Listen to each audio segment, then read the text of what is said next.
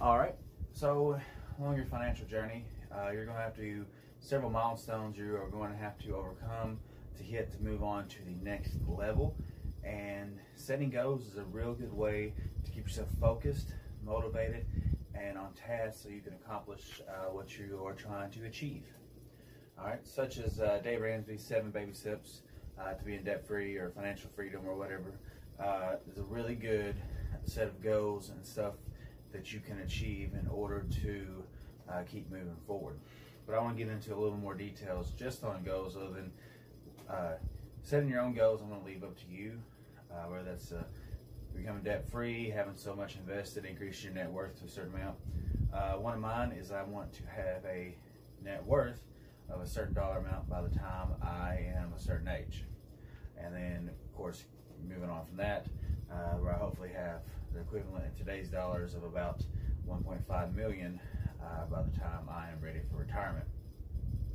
Hopefully more if things go good. All right, but let's get into this. So, how do we set a goal? And so, in order to set goals, there's a good little acronym that is called SMART. All right.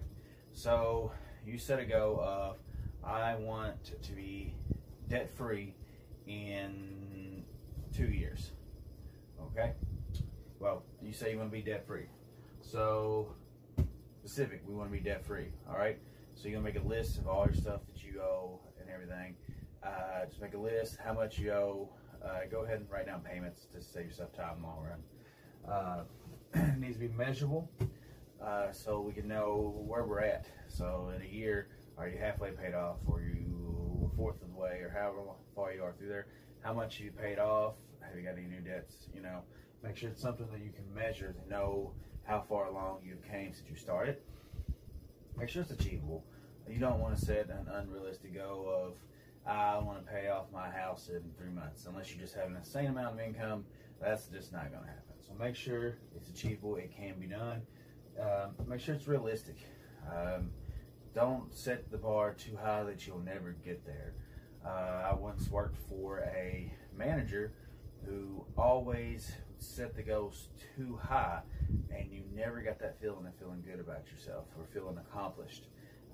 Then once he moved on to something bigger and better in his life, and the next guy that came in, he would set realistic goals for us that we could achieve so we'd feel good about ourselves. And it's still, after we hit that, he would move the bar up a little bit and just gradually got it to where, you know, pretty much the other manager was trying to get, but he just wasn't going about it the right way. So make sure it's realistic, and make sure you give yourself time. That's why I said the 2 years, you want to be debt-free or whatever it is.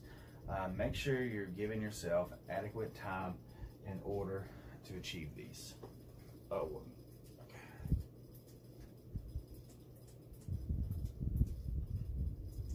All right, so, sorry I didn't have the light on. Hopefully that's a little better now. All right, so we understand how we got to set our goals. Example I gave you, debt-free. Make sure it's measurable, achievable, realistic, and have a time. All right.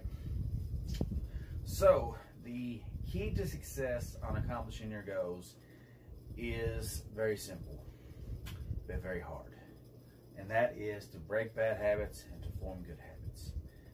Weight loss, great example of that. If you are trying to lose weight, or just get to a certain weight or a certain body mass, BMI or whatever, you have to set new habits. Eating less, exercising more. You know, you have to pretty much meal prep, depending on how hardcore you're going. I know a girl, she was getting into the bodybuilding, and so she did the meal prep, and it is a complete lifestyle change. Well, it's really hard to give up on that pizza on Friday night when your friends ordered, you know. But in order to kind of do that, always keep this rule in mind. It's the 21-90 rule. And what that means is it takes 21 days to form a habit, 90 days to form a life-changing habit that will stick with you typically will stick to you for the rest of your life to some degree or another. So 21 days to break a habit. It's also 21 days to form a habit. 3 weeks. And you have to be super dedicated and really work hard in those 3 weeks in order to achieve whatever it is. If it's eating better, exercising, or in this case, spending less, saving more, not blowing our money on unnecessary things. It's really hard to form those habits and really hard to break those habits. A guy I work with at work, a guy that I work with, he was making an insane amount of money at one of his former jobs, and everything was going great. He worked that for about a year, and so he really had some bad spending habits because he lived paycheck to paycheck while making a lot of money.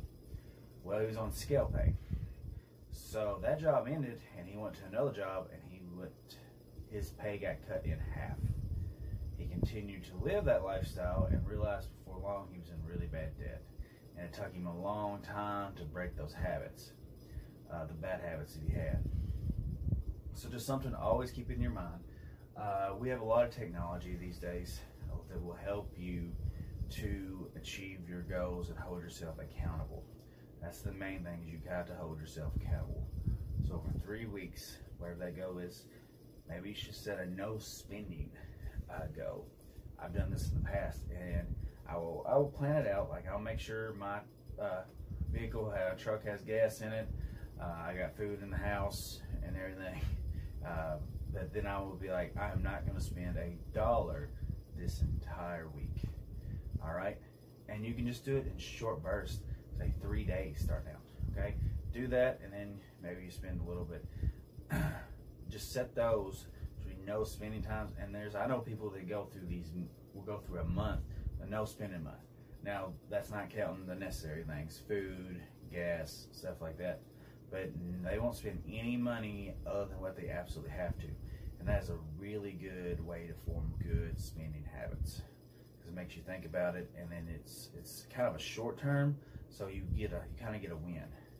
A lot of this is psychological, and it helps to have good milestones to hit, to be able to have wins. Like I said, with that previous manager I used to work with, he would set unrealistic goals. The bar was too high.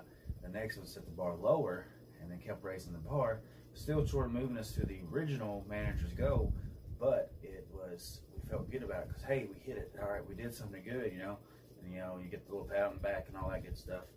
It makes you feel good. So I really like that approach to controlling your spending, by starting like, hey, I'm not going to spend any unnecessary dollars this week, any unnecessary dollars for 2 weeks, 3 days.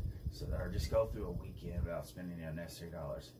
And that would really help you as far as to cut back on your spending. Same thing with paying off debt, if that's one of your goals and stuff like that, is getting that habit form. That $0 budget is a great tool. Every paycheck, whatever's left out after you allocate all your money to its different areas, go straight to debt. It is a really good tool, and we have so many different apps out there. If you just research it, different apps help you hold you accountable. Different apps for saving. If you have a savings goal, hey, you're trying to buy a house in 2 years, you need 20% down, and then how are we going to get there? Figure out how much house you want to buy, how much you can afford, how much you're willing to pay, and you can set the goal on a good, decent timeline to be able to save that much money. But again, it's all about forming good habits and breaking bad habits.